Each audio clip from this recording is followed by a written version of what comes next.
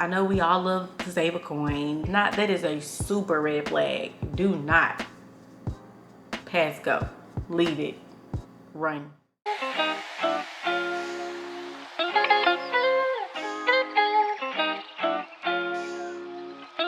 Hi family, welcome and welcome back. So in our last video, we talked about choosing clean ingredients and swapping out alternatives for foods that we're normally eating, and just being aware of the ingredients that are in the food that we're buying. And I didn't want to go down that rabbit hole, so I said I'll make another video about it. So here we are. All right, so quick round robin. This sweatshirt is from 222 Boutique. I've had it for a while. This skirt that I have on, it's just like a long maxi. Child, I realize right here that you can't see nothing for real, so I'm just gonna pop a picture of the whole outfit right here. Skirt with a split that I got kind of pulled up.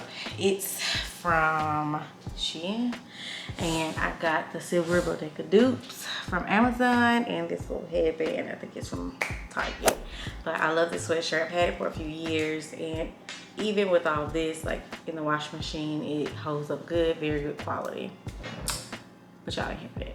Okay, so let's get into the foods. I have some notes here. So first thing you want to do, well, I try to keep in mind, is to mainly try to shop on the outside of the grocery store. So when I say that, I mean, like, you know, the aisles, normally that's all your processed food. So you want to try to stick to the refrigerated parts of the store, like your bakery. Then you may get to your fresh cheeses and the deli, which I wouldn't really recommend that, because you want to stay away from deli meats as well. It's a known carcinogen. Your produce, your meats, and dairy if you consume dairy. Now, frozen foods, we know, have a lot of sodium and can be packed with a lot of bad things to preserve it. However, frozen vegetables are not that bad. Oh, and disclaimer, I am not a nutritionist. By far, I am not. I do have a little bit of public health education, and I do deep dives into research about things like this because I just like it. It's just something that's interesting to me. But I could be wrong. We know there's tons of research out there, so please take what I tell you and do your own research. But this is what I have researched and what has worked for me and what I have come up with, okay? And if I'm wrong, please let me know. If there's more that I could learn, I would love to know. So please let me know. Okay, but the frozen produce is really not that bad. It lasts longer. A lot of times they have to spray them with all these pesticides and things because they know that they're gonna flash freeze them and freeze them to be sold. So go for your frozen vegetables if you can, and a lot of times they're more affordable. So go for the frozen vegetables if that's what you would like to do. And when I say frozen vegetables, I mean just like your bag of corn, your bag of okra, your bag of broccoli, and things like that. They even have bags of frozen quinoa. I personally don't buy it because I think it financially doesn't make sense when I can get a bag of quinoa that's like this big and make a few servings out of it.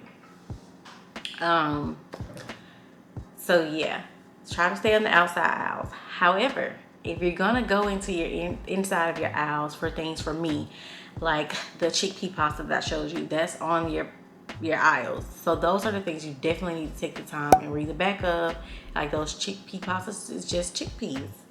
Pasta sauce. I don't know if it's Rayos or Ryus, but their pasta sauce, we know if you read the back of it, you can read all the ingredients in it. So if you can't pronounce the ingredients, you might not want to put it in your body.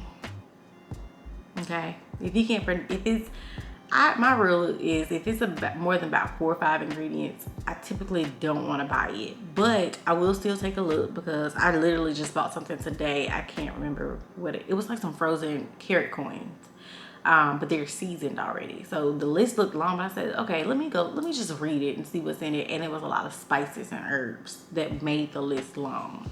But it wasn't really anything bad in it. So one, shopping on the outside, and I don't know if you guys eat meat, but if you do eat meat, I wasn't eating meat, I'm back eating meat now, but I think I'm gonna go back just please try to buy quality meats, quality grades of meat. I know we all love to save a coin. You want to go catch a sale. That's how I was raised. Is, oh, this place got a sale, or you get this brand based off how much you get based on the amount. That was based on survival, but now it's based on health and surviving in a different way, not financially. So don't. A guy at a particular grocery store near me, he was working in the meat department. He came out and he said, I was buying some sale steaks. He said, why are you buying this? And I was like, I mean, they don't sell. But I had brought some back because they didn't have a good smell. I didn't like how they was looking, how they smelled. They actually looked pretty, but they smelled awful. And he was like, this is like grade D meat. He was like, I could tell that you're not poor. And he was like, I don't even eat this stuff. He's like, why are you eating this? So from that day forward, I kind of looked into it, and we think we're getting a good deal, but it's literally the bottom of the barrel, and they're just getting it out the door to try to make a profit off of it. So go ahead and spend the money on quality meats. Go and get your meat from quality butchers, your Whole Foods, your Publix. And even then, you still need to read, because they sell different brands of chicken. You need to read and research and know where you're getting your foods from. Same thing with shrimp and seafood. You want to make sure you're getting wild caught. And I know some people prefer farm raised, but you want to ensure that you're getting wild caught if that is your preference, which from my research, that should be our preference. So I want to ensure you know where your food are sourced from. Even olive oils. When you're looking at olive oils, don't look for what's on sale. Try to see if it's sourced from one place, possibly, and make sure that it has it listed on it. If it has a ton of places where the olive oil is sourced from, it's probably going to be very low quality. It's probably then been contaminated with things and transport. It's just a lot. So try to buy quality ingredients if you can. Okay. So next we're going to talk about, well, kind of already talked about reading the ingredients, but just reading the labels. We know the ingredients are right under the nutritional facts, and they're normally really, really, really small because they really don't want us to read those things, okay? So you want to find replacements for the normal things that you normally buy, like the Rayo's pasta sauce. If you are normally using is it Bertolli's or the Ragu, look at that. Or you can even, like Trader Joe's has a clean brand. So try to look at things like that, okay? So next, research foods and learn, well, ingredients that are normally found in food, and learn what is good for our bodies and what are not. So that when you see things, it'll click in your brain like, oh, this is highly inflammatory, like sunflower oil. Or we know vegetable oil is inflammatory. If you read the back of it, you know, ooh, that's inflammatory. Or we know gums, and normally they'll end it like trose, like dextrose or something like that. We know that's a gum. You want to try to stay away from all of those gums and fillers and things like that. You want to know that you're getting quality things in your food. Just like the oat milk that we were talking about in the previous video. So many oat milks are full of oils. It literally only takes water and oats to make oat milk. Same thing for almond milk. It literally only takes 2 ingredients. But these companies will use oils and things like that to make it cheaper for them to process and manufacture it, so that they can sell it to you at a price where they will profit off of it more. So just be very aware of what you're getting yourself into, because some of these healthier alternatives to cow's milk are actually worse. You're probably just better off drinking cow's milk, because at least you know that it's just cow's milk. Okay, so do research, become familiar with the ingredients that you need to stay away from, even ingredients that are okay and that you should be putting in your body. And even if you want to change some things in your diet, and I know this has nothing to do with like reading the ingredients, but let's say you want to stop eating meat. Take the time and research what are different high protein options that you can incorporate in your meals, and make a list in your phone. Just make a note in your phone, proteins, and just list out things like edamame, chickpeas, things that you can do, and just try to recreate meals. Like I'm gonna use spaghetti again, just like the Rayo's pasta sauce. That's one thing we get. The chickpea noodles, that's another thing that we get. Or we even do whole wheat noodles, but we typically try to go for the chickpea noodles. And then even when we weren't eating meat, instead of eating the like Beyond Meat and things like that, I can't stomach the processed meat because in my head I don't know what's in it. It's just, I just don't do it. So I will always make mushroom walnut meat. There are some great recipes out there. I have a great recipe that I kind of got from Sweet Greens Vegan. I think her name now on here is Shakayla Felice. But I took her recipe and of course I kind of put my own twist to it. But I used the mushroom walnut meat for my tacos and everything. So just fine, and it's really cheaper. And I'm not gonna say it tastes the same because it doesn't, but it gets the job done. If I'm craving tacos, I can have tacos and my brain will literally think that we're eating ground beef. And if you season it right, it has a very similar resemblance, but it does still have that earthy taste from the nuts, of course. But there's other meat substitutes you can use that are from original things that's not processed. Basically, you can make chickpea tuna salad. You mash up the chickpeas instead of mashing up tuna, add some furikake to it to give it that fishy smell. You can add some black salt to it to give it the eggy taste. So you just need to research foods.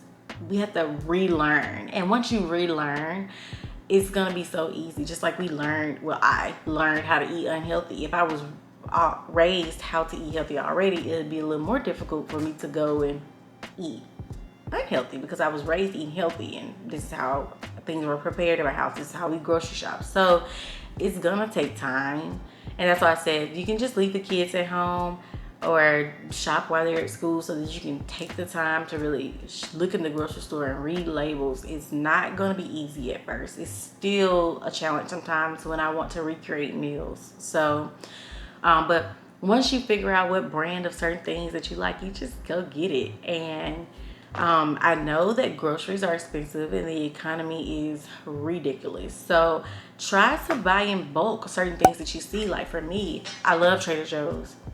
So if I go to Trader Joe's, I'm gonna stock up on that coconut milk because coconut milk can be $5 a can. And Trader Joe's, I think they're like $1 and something a can. So in Trader Joe's, if you don't know, they try to use mostly clean ingredients. It's a few things that I've seen that just has like highly inflammatory oils in it and things like that. But if you're gonna buy some processed foods, you can pick a pretty good amount of processed foods out of Trader Joe's for a really good price.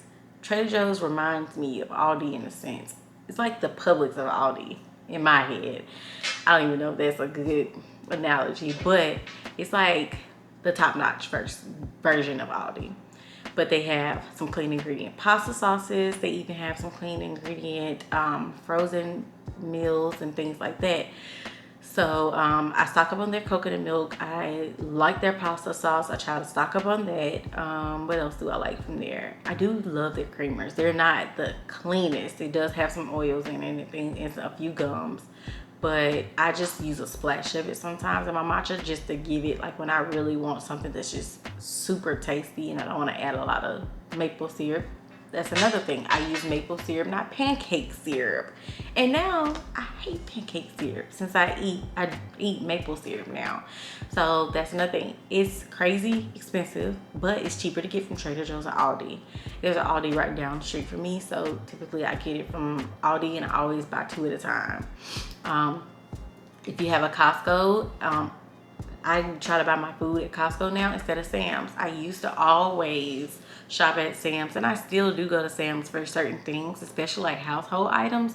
But as far as like the food, I typically go to Costco for things because they just have a better quality of food, better ingredients. You can get a nice bag of wild caught salmon, and I like the sockeye salmon. Get a nice bag of that for like 36, 38 bucks. And which is not too bad. That bag of matcha I showed you guys in the previous video, I think it was like $20. Oh guys, another thing that's easy to buy clean that we don't realize: peanut butter. They put so many things in peanut butter that's not needed. You really only need peanuts to make peanut butter, and some of them may have salt. That's it.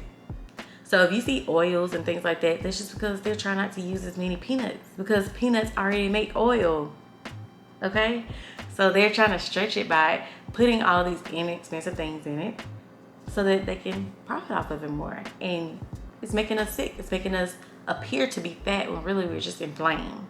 So it's so worth just taking the time out to know what you're putting in your body and just be more conscious. And I'm not saying that I'm perfect at it, because just like I told you guys, sometimes I get the creamer from Trader Joe's, even though it's not the cleanest, I still get it. Today I bought something else that I wasn't too crazy about, but I still got it, you know, because it's not something I'm gonna drink every day or eat every day. Just like my matcha, I try to do the cleanest milk because I know I make matcha literally every day. Okay, so I'm not perfect at it. I still have room for improvement, but this is how you make those steps. And I think I said before, if it has a long list of ingredients, put it back. Don't even bother. If it looks too long, girl, put it back. And I don't know if y'all know how to read ingredients list. You say ingredients, and then I'll have the semicolon. The first ingredient is what's most, and the last ingredient is what's least in the whole package. So you want to be mindful of that when you're buying things. So if you're buying peanut butter, the first ingredient needs to be peanuts. Or if really just, that needs to be the only ingredient, but it definitely needs to be the first ingredient. If not, that is a super red flag. Do not pass go. Leave it. Run. Okay? Run. That is not it. Okay, and let's see. I've already said 5 meals for things that you already enjoy. I'm looking at my notes, so that's why I keep looking down. Learn how the foods affect your body, and budget. I said that. Create a budget, because it can get expensive. That milk that I use is like $6 a carton, but I can't get away from it. Trader Joe's does have an oat beverage milk situation that I've gotten, but it has a lot of junk in it, and it's taken, like, milk is the most thing in my matcha. I can do the splash of creamer, but the milk, the whole thing, I can't do it anymore. But it's not the worst either. Outside of the Elmhurst brand, the malt brand, there's also like a 3 Trees and Mua, something like that. That brand. So go to Aldi. One thing about Aldi, I love Aldi, but their food just don't last. Like, if you ain't finna cook it today or tomorrow, you might not need to get it unless it's processed. But if it's fresh produce, meat, cheese, I wouldn't do it. Now, Trader Joe's, their produce and all of that, it does last, and it's an awesome price. But I know everyone doesn't have a Trader Joe's, even me. I have one here, but it's not the most convenient. It's a pretty good drive for me. But yeah. So I hope that this was helpful. I hope this made shopping for cleaning ingredients seem like something that's attainable and achievable for you. If you have any questions, please let me know. I may start posting some other clean ingredients on shorts, or maybe my Instagram or something like that. I'll figure it out just as a reference. But you can always look up, it's a guy, his name is Bobby. It's like Bobby Approved, Flav, Bobby, something like that. Look that up. Look up Bobby Approved on TikTok or something like that. He should come up. Flav City is his business. But I've read some things that say some things can be questionable. So he has some really good insight on how to read clean ingredients. And he does go to some stores that people have in their neighborhoods, and he'll point out items that are clean or that are not, and why he thinks that they are or not. And you can take his information as well and do what you will with it. Or maybe it will help you make a decision on something you're already debating on buying. Okay? So, as always, I hope this information has served you well and it has blessed your life. And I hope that you can make healthier choices for you and your families. And especially if you're going to be using these ingredients to make meals for your little ones. So if you all would like to see more videos about this, or if you have any more questions, or if I can go in more depth, you just let me know. So I'll see you guys next time. Love you guys.